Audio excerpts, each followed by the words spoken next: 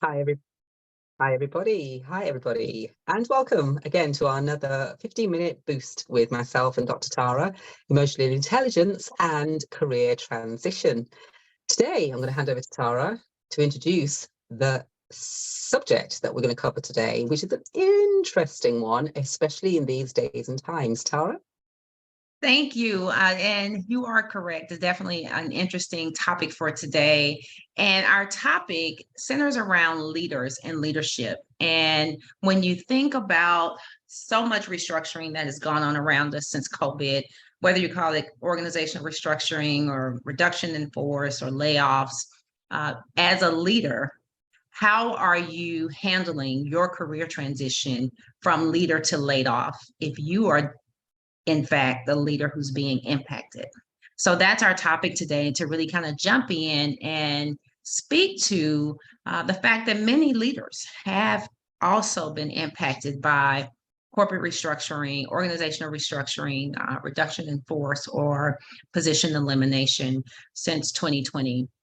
And unfortunately, many are still occurring from organizations of all sizes. And when you think about leadership and being present during the really tough times, I would say, as a former leader, that having those conversations regarding layoffs, reduction in force, or organization restructuring are some of the toughest conversations to have. And many times it's really helpful if you are a thoughtful leader, regardless of what the messaging is. Who you are, how you lean in, how you lead during that time speaks volumes, more so than any other time in those who've been impacted in their lives. Because the reality is, organizational restructuring is a huge, huge, huge pivotal moment in the lives of so many people who are being impacted, whether they were aware or not. The impact is the same, because particularly from a leader's perspective, because if you were notified a couple of days before, or even the day of or the day before, that this was going to occur, it still has a different impact to know that after I support my team, then I too will be impacted by the organizational restructuring. So just kind of, that's where we are. That's the topic that we kind of want to discuss today. Denise, your thoughts? That's a great setup, Tara, because it making me think about back in 1992, 93. I was in that position, really, where being laid off was a dirty word. Whereas in the 2020s now, post-COVID, it's seen as being part of your resume. It's part of your career journey, but you've got to be ready for it. And if you are not self-aware and considerate of, actually, my journey right now could change, and especially if right now you're feeling, I can make a move, or I should make a move. Can I make a move? I'm not sure about my move.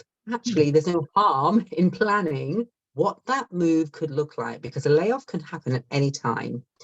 And if you've got the experience, that corporate experience, you know that already. You know that it's happened to you before. And you know that you were probably caught out, unaware. Whereas what we're highlighting here is, actually, when you set a plan to be self-aware that your career journey can change, not by your choice, then actually planning it out really well is crucial. Crucial for your mindset, crucial for how you are as a leader now, because you will become much more of a compassionate leader than you are now if you plan out your own exit. And even showing that compassion to yourself as well as to your team is absolutely vital. But also remember, you may also have a leader who is maybe not so compassionate with you, but because you've set up a plan, because you've been self-aware about getting yourself ready to take the next step, then that's when you have more, I guess, power, more control, more ability to steer which way you take this next part of your journey, because it's going to happen at some point. It always happens at some point. There will always be change in the corporate world, for sure, and or in business, right, Tara? Absolutely. And, being able to really speak to, because there's so much uncertainty when those announcements are made. And we were talking earlier, it's unfortunate when they're made by email and there's no person that you can ask questions to or that you can reach out to. Many times, unfortunately, it's also an 800 number.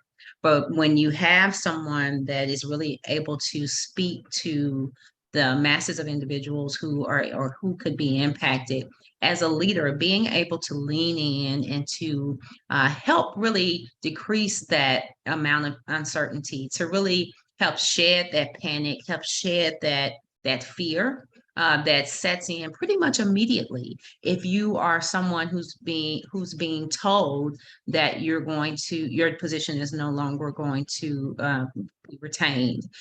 In addition to that, it in some ways it could paralyze you because you are really unsure of what next steps could be, should be, because it's something you've never thought about. And one thing that I share with clients that I work with, because I have a client who actually is going through this exact situation as we're going through we were going through our coaching sessions.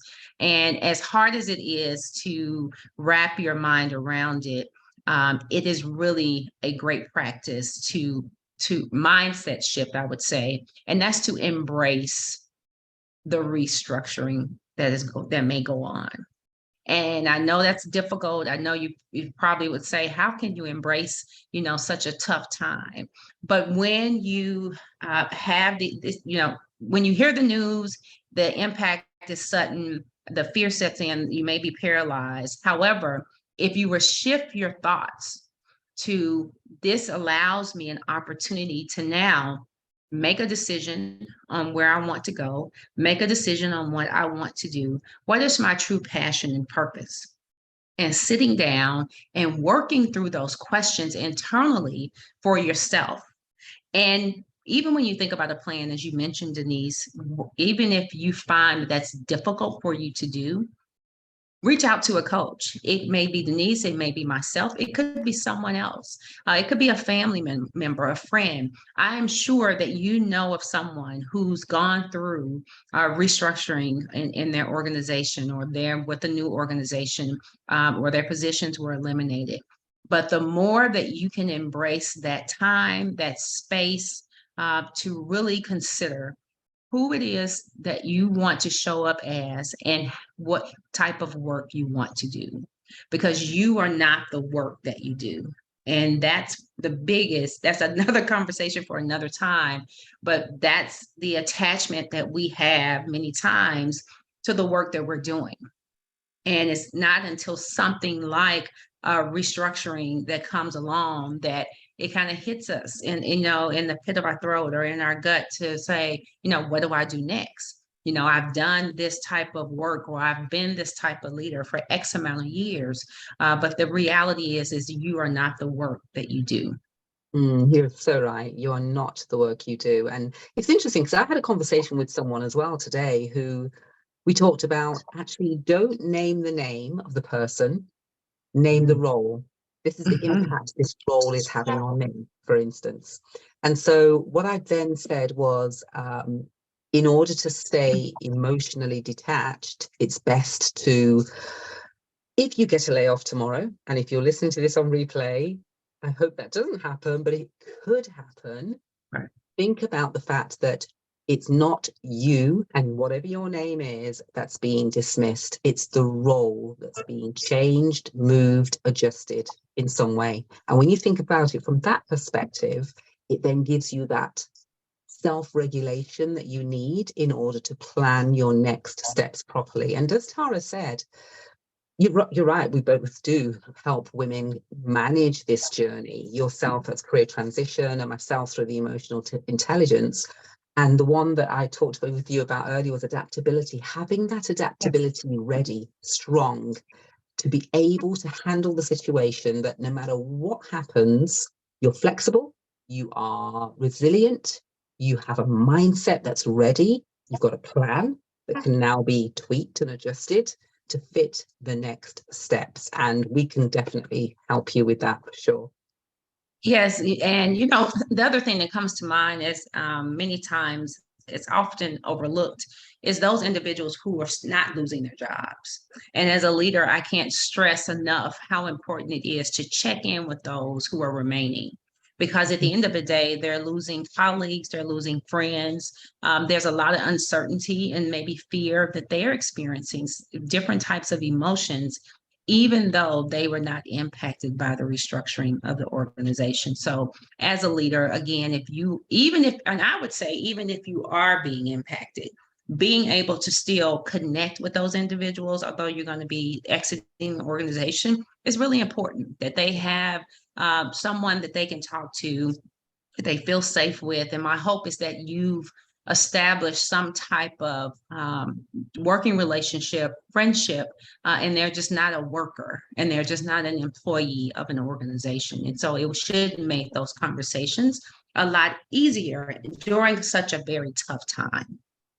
Absolutely. And that connection and building those constant relationship skills, mutuality of you're aware of the situation, you know what's happening. It may well be impacting you as well, but you're keeping your other people in mind. And that's key for sure. Thank you, Tara.